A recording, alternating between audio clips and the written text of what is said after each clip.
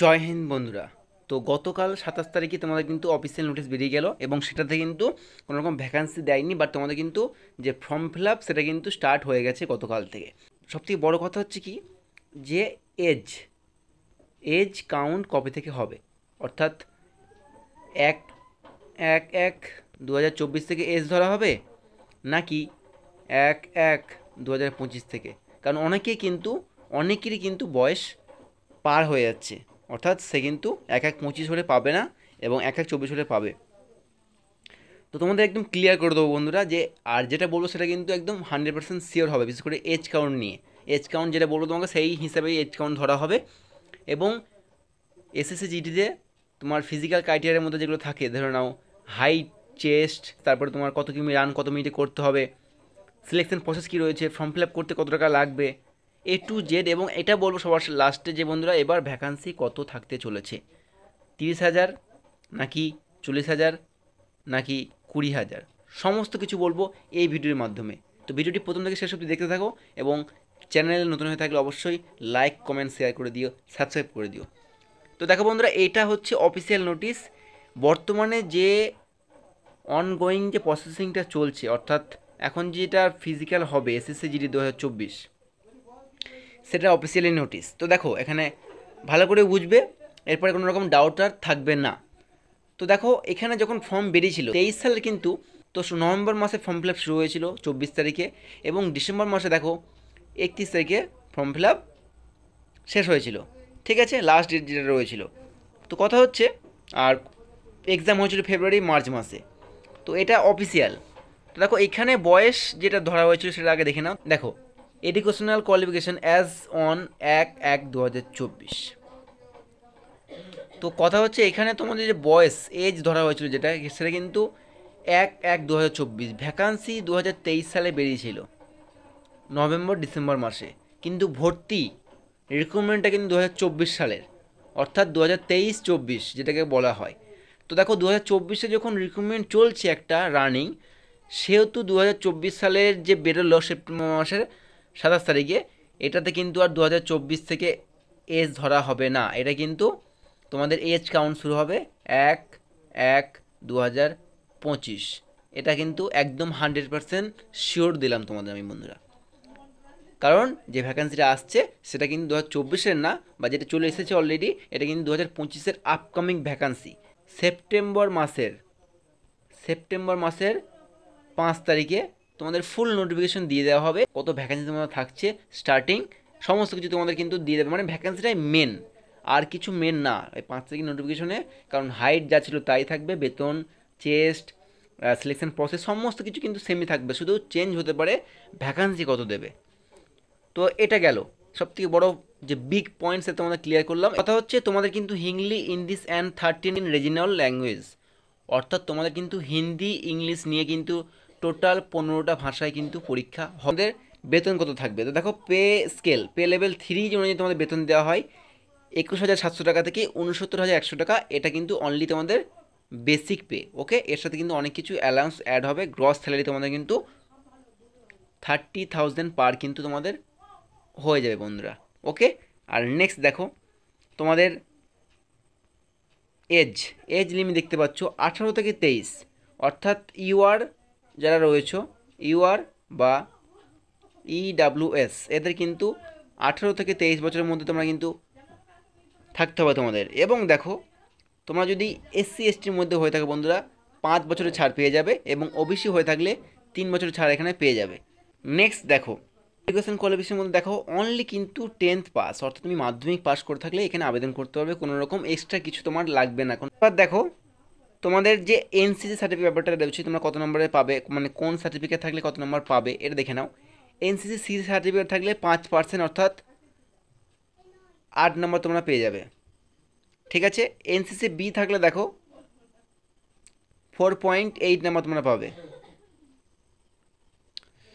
তো তারপরে দেখো এনসিসি এ থাকলে 2%, ঠিক আছে, অর্থাৎ 3.2, এরকম নাম্বার তোমরা এখানে কিন্তু পেয়ে যাবে। পার্সেন্ট তোমরা ধরবে 160 নম্বরের পরীক্ষা, সেই অনুযায়ী তোমাদের কিন্তু মার্কস কিন্তু দেওয়া হবে। 5%, 3%, 2% কিন্তু এরকম তোমরা নাম্বার পেয়ে যাবে। ওকে, এবার দেখো তোমাদের কিন্তু অ্যাপ্লিকেশন ফি যেটা রয়েছে বন্ধুরা, মাত্র 100 টাকা ফর্ম ফিল আপ কিন্তু তোমাদের রয়েছে।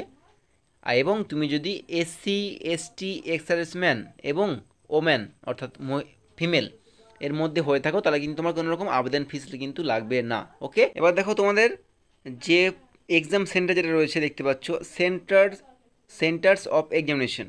তোমাদের ওয়েস্ট বেঙ্গল কোথায় পড়বে দেখে নাও, এই যে ওয়েস্ট বেঙ্গল। তো দেখো ওয়েস্ট বেঙ্গল যে সেন্টারগুলো রয়েছে, তুমি যখন ফর্ম ফিল আপ করবে তুমি কিন্তু সেখানে চয়েস কিন্তু তুমি দিতে পারবে। ওকে, তুমি তখন কিন্তু চয়েস সেখানে দিতে পারবে ফর্ম ফিল আপের সময়। তো দেখো আমাদের যেটা রয়েছে বর্ধমান, কলকাতা, শিলিগুড়ি, কল্যাণী, এই কটা কিন্তু আমাদের ওয়েস্ট বেঙ্গলে রয়েছে। এবার দেখো স্কিম অফ এক্সামিনেশন তোমাদের যেটা হবে, 160 নম্বরের পরীক্ষা হবে, তোমরা এটা সবাই জানো, এবং কোশ্চেন থাকবে 80টা। ঠিক আছে, তো 80টা কোশ্চেন 2 নম্বর করে। দেখো এবার তোমাদের দেখো প্রথম যে পার্ট 1 আছে জেনারেল ইন্টেলিজেন্স অ্যান্ড রিজনিং, 20 নম্বর, অর্থাৎ জিআই কিন্তু 20টা কোশ্চেন থাকবে, যেটাতে আমাদের মার্কস 40 নম্বরের। ওকে, এরকমভাবে দেখো পার্ট বি সি ডি রয়েছে। জিকে রয়েবে, জিকে থাকবে 20 নম্বরের, 20টা কোশ্চেন মানে 40 নম্বর। এলিমেন্টারি ম্যাথামেটিক্স অর্থাৎ অঙ্ক 20টা কোশ্চেন 40 নম্বর। এবং পার্ট ডি হিন্দি এবং ইংলিশ 20টা কোশ্চেন 40 নম্বর। টোটাল তোমাদের সময় দেওয়া থাকবে 60 মিনিট। সিলেকশন প্রসেস তোমরা দেখে নাও, সিলেকশন প্রসেস। ঠিক আছে, তো প্রথমে তোমাদের কিন্তু দেখো সিবিই এক্সাম কিন্তু হয়ে যাচ্ছে, কম্পিউটার বেসড এক্সামিনেশন কিন্তু তোমাদের হয়ে গেল। নেক্সট তোমাদের কিন্তু রেজাল্ট জারি হবে, এবং তারপরে তোমাদের কিন্তু পিএসটি পিইটি কন্ডাক্ট করানো হবে। এবং তোমরা পিএসটি পিইটি কোয়ালিফাই করার পরে তোমার কিন্তু ডিএমই হবে, ডিটেল মেডিকেল এক্সামিনেশন, সাথে তোমাদের কিন্তু ডকুমেন্ট ভেরিফিকেশনটা কিন্তু হয়ে যাবে। এবং আরএমই মেডিকেল কিন্তু তোমাদের ওর সাথে কিন্তু হয়ে যাবে বন্ধুরা। এবং মেডিকেল কমপ্লিট হয়ে যাওয়ার পরে তোমাদের কিন্তু ফাইনাল মেরিট কিন্তু তোমাদের দেওয়া হবে। এই হয় তোমাদের কিন্তু ফাইনাল সিলেকশনটি করানো হবে। ওকে, ফিজিক্যাল এফিসিয়েন্সি টেস্ট পিইটি মানে তোমাদের কত সময়ের মধ্যে কত কিমি তোমাদের রান করতে হবে এবং তুমি কোয়ালিফাই করতে পারবে। দেখে নাও 5 কিমি 24 মিনিটে অনলি ফর মেল। ওকে, এবং ফিমেলদের ক্ষেত্রে কিন্তু 1600 মিটার 8.5 মিনিটের মধ্যে দৌড়াতে হবে। ওকে, এটাই হচ্ছে ফিজিক্যাল এফিসিয়েন্সি টেস্ট ক্রাইটেরিয়া তোমাদের এটা। এবার সব থেকে গুরুত্বপূর্ণ যে বিষয়টা, হাইট। মেলদের ক্ষেত্রে যারা রয়েছে 170 সেমি কিন্তু হাইট লাগবে, এবং ফিমেলের ক্ষেত্রে কিন্তু 157 সেমি কিন্তু হাইট তোমাদের লাগবে। হাইটের দিকে কোনো কম্প্রোমাইজ নেই। ঠিক আছে, জিডি মানে 170, মেল ফিমেল 157। ওকে, এবার যারা রয়েছে all candidates belong to scheduled TRIPS, অর্থাৎ যারা এসটি থেকে বিলং করো তাদের কিন্তু হাইট ছেলেদের ক্ষেত্রে 162.5, এবং ফিমেলদের ক্ষেত্রে অর্থাৎ মেয়েদের ক্ষেত্রে 150 সেমি কিন্তু লাগে। এবং আরও কিন্তু অনেক ক্যাটাগরি এখানে রয়েছে যারা কিন্তু ছাড় পেয়ে থাকে। ঠিক আছে, নর্থ ইস্টার্ন স্টেট যেগুলো রয়েছে দেখে নাও, 157 ছেলেদের হাইট, 147.5 মেয়েদের হাইট। তো এগুলো যারা ছাড় পেয়ে থাকে, যেমন দেখো জম্মু কাশ্মীরের আছে, লাদাখের আছে। ঠিক আছে, তো দেখো চেস্ট কত তোমাদের লাগবে বন্ধুরা, আনএক্সপেন্ডেড 80 সিএমএস, অর্থাৎ না ফুলিয়ে নর্মাল চেস্ট তোমার কিন্তু 80 লাগবে। এবং তোমার কিন্তু বুক ফুলিয়ে বা এক্সপেনশন বলতে পারো 5 সেমি তোমাদের কিন্তু বুক ফোলাতে হবে, অর্থাৎ তোমাদের চেস্ট হচ্ছে 80 টু 85। ওকে, আর যারা এসটি থেকে বিলং করো তাদের কিন্তু 76 নর্মাল ফুলিয়ে 5, অর্থাৎ 76 থেকে তোমাদের 81 এসটি যারা বিলং করো। ওকে, এবার দেখো বন্ধুরা সব থেকে মানে গুরুত্বপূর্ণ যে পয়েন্টটা সেটা হচ্ছে এটা, চয়েস। তুমি পরীক্ষা দিচ্ছ, তুমি প্রিপারেশন নিচ্ছ, তুমি জানো না কত নম্বর পাবে, তুমি দুম করে ফার্স্ট চয়েস দিয়ে আসলে সিআরপিএফ। আমি বলছি না সিআরপিএফ খারাপ, কিন্তু তোমার যদি যোগ্যতা থাকে যে 160-এর মধ্যে তুমি নাম্বার তোলার ক্ষমতা তোমার যদি 120 থাকে বা 130 থাকে, তাহলে তুমি কেন সিআরপিএফ ফার্স্ট চয়েস দেবে? তো তুমি ফর্ম ফিল আপ যখন তুমি করবে বন্ধুরা, ফর্ম ফিল আপ কিন্তু খুব বুঝে শুনে করবে, চয়েস কিন্তু খুব ভালো মতো দিয়ে আসবে, বাদ বাকিটা কিন্তু পরে দেখা যাবে। তুমি যদি অন্যদের থেকে বেটার হয়ে থাকো তাহলে তোমার কিন্তু বেস্ট চয়েসগুলো দেওয়াই দরকার। তো এখানে দেখে নাও, চয়েসগুলো দেখে নাও। বিএসএফের কোড এ, সিআইএসএফের বি, সিআরপিএফের C, SSB D, ITBP E, Assam rifle F, SSF H.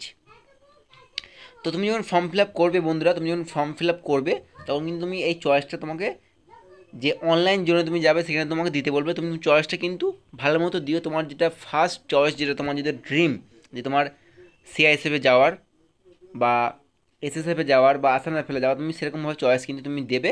Vacancy থাক না থাক পরের কথা, কিন্তু তুমি তোমার চয়েসটা কিন্তু ফার্স্ট চয়েস দিয়ে দেবে। অবশ্যই কিন্তু তোমার কিন্তু লাস্টে বিএসএফ সিআরপিএফ কিন্তু থাকছে।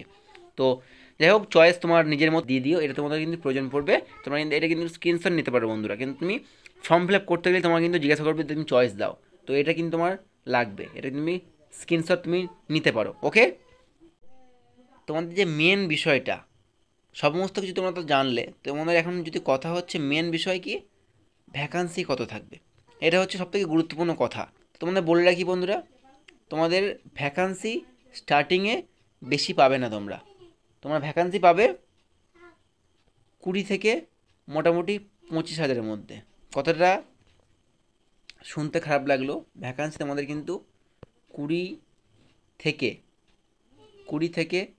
25-এর মধ্যে, মানে 20,000 থেকে 25,000-এর মধ্যে কিন্তু আমাদের ভ্যাকান্সি থাকতে চলেছে। এবার খুব বেশি হলে সেটা কিন্তু তোমাদের 30,000 যাবে। তবে আমার মন বলছে, কেন জানি না, যে 20 থেকে 25,000-এর মধ্যে কিন্তু আমাদের ভ্যাকান্সি থাকতে চলেছে, বা 30,000 হতে পারে, এর থেকে বেশি নয়। এবার ফিউচার অর্থাৎ পরে গিয়ে ভ্যাকান্সি বাড়বে কিনা বলতে পারছি না। আজকে ভ্যাকান্সি কিন্তু সবাই বলছে বাড়বে, কারণ আমরা 2021-এর পর থেকে যেটা দেখে আসছি, সমানে কিন্তু যে ভ্যাকান্সি যে দুটো পরপর বেরোলো, প্রথম ভ্যাকান্সি ছিল 22-24 সেরকম, পরে কিন্তু সেটা প্রায় ডবল হয়ে গেল 50, এবং এবার কি দিয়েছে কত, 46,000।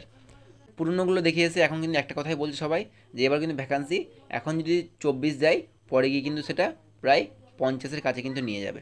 তো এটা কোনো গ্যারেন্টি নেই, ঠিক আছে, মানে এটা 50 হবেই তার কোনো গ্যারেন্টি কিন্তু নেই, না কেউ দিতে পারবে। তো তুমি কিন্তু টার্গেট তোমার 24 দেখ আর 26,000 দেখ, তোমার টার্গেট রাখতে হবে যে 24,000 বা 26,000-এর মধ্যে কিন্তু আমি একটা সিট নেব। এইভাবে তোমায় পড়াশোনা করতে হবে। এমনটা ভেবো না যে 26,000টা 52,000 হয়ে গেলে আমি এটা চাকরি পাবো, তা কিন্তু করলে হবে না। তোমরা কিন্তু এই 24,000 হলে হোক বা 26,000 হলে হোক, এর মধ্যেই একটা সিট তোমাকে নিতে হবে। বাস এই একটা উদ্দেশ্য তোমাকে রাখতে হবে, এইভাবে তোমায় কিন্তু পড়াশোনা করতে হবে, ঠিক আছে। যাই হোক বন্ধুরা, সমস্ত কিছু কিন্তু তোমাদের ইম্পর্টেন্ট যেগুলো প্রয়োজন ফর্ম ফিল আপ করতে গেলে, বা তোমার এসএসসি জিডির জন্য তুমি প্রিপারেশন নিতে গেলে তোমার যেগুলো জানার প্রয়োজন, আমি তোমাদের সেগুলো জানিয়ে দিয়েছি, ঠিক আছে বন্ধুরা। তো এই ছিল আজকের ভিডিও। ফর্ম ফিল আপ তুমি যে কোনো দিন করে নিতে পারো, কম্পিটিশান কিন্তু খুব তাগড়া হবে। কম্পিটিশান কিন্তু এবার বন্ধুরা হাই হবে, হাই। কেন হবে, অনেক রিজন কিন্তু রয়েছে। অলরেডি এই ভ্যাকেন্সিটা কিন্তু অনলি কিন্তু এক্সামটা কন্ডাক্ট করানো হয়েছে, ফিজিক্যাল বাকি, মেডিকেল বাকি, ফাইনাল ম্যান্ডেট বাকি। তো এই ক্যান্ডিডেটগুলো যে এখন মানে যে পাস করে আছে, প্রায় 3.5 লাখ ক্যান্ডিডেট কিন্তু আবার ফর্ম ফিল আপ কিন্তু তারা করবে। তো এই যে রিক্রুটমেন্ট 3.5 লাখ ছেলে, 3.5 লাখ ক্যান্ডিডেট আবার অ্যাড হয়ে যাওয়া মানে কিন্তু কম্পিটিশন আবার কিন্তু তাগড়া হবে। এমনিতেই কিন্তু ফর্ম ফিল আপ হয় 45-50 লাখ, তো এবারও কিন্তু কম হওয়ার কোনো চান্স নেই, এবার কিন্তু বেশি, তো মানে 45-50 কিন্তু পার হয়ে যাওয়ার সম্ভাবনা কিন্তু এবার রয়েছে বন্ধুরা। এই ভ্যাকেন্সিটা ক্লিয়ার হয়ে গেলে কিন্তু কম্পিটিশান কমে যেত, কিন্তু যে আজকে 130 নাম্বার পেয়েছে সেও কিন্তু এক্সামের জন্য তৈরি হবে, আবার অপরচুনিটি পেয়েছে সে এক্সাম দেওয়ার, সেহেতু সে এক্সাম কেন দেবে না সবাই। তো এবার কম্পিটিশান কিন্তু হাই হতে চলেছে বন্ধুরা। তো এখন থেকে যাদের টার্গেট 2025 জিডি, তারা কিন্তু এখন থেকে কিন্তু সেইভাবে প্রিপারেশন নেওয়া শুরু করে দেয় বন্ধুরা, নাহলে কিন্তু অসুবিধা হয়ে যাবে। আর কাট আপ কিন্তু দিন দিন বাড়তে চলছে, তোমরা দেখতেই পাচ্ছ আজকে আমাদের ওয়েস্ট বেঙ্গলে কী পরিমাণে কাট আপ হাই গেছে, ঠিক আছে। আর একটা কথা বন্ধুরা, আমি একটা হিন্দি প্র্যাকটিস সেট শুরু করেছি তোমাদের জন্য, যাদের হিন্দি শিখতে অসুবিধে হয়, একদম বিগিনার, তারা কিন্তু আমার এই ক্লাসগুলো দেখতে পারো। তোমার কিন্তু হিন্দি যদি তুমি নতুন হয়ে থাকো, হিন্দিতে শিখতে গিয়ে তোমার সমস্যা হয়ে থাকে, তাহলে কিন্তু তোমার এই ভিডিওগুলো খুব হেল্প হবে বন্ধুরা। আমি কিন্তু একদম বাংলার মধ্যে তোমাদের শেখানোর চেষ্টা করছি, ঠিক আছে। তো এই বলে ভিডিওটি শেষ করলাম, আর বেশি কথা নয়। তো ভিডিওটি ভালো লেগে থাকলে অবশ্যই বন্ধুরা লাইক কমেন্ট শেয়ার করে দিও, এবং চ্যানেলে নতুন হয়ে থাকলে অবশ্যই সাবস্ক্রাইব করে দিও। তো দেখা হচ্ছে নেক্সট দিন নেক্সট ভিডিওতে। জয় হিন্দ।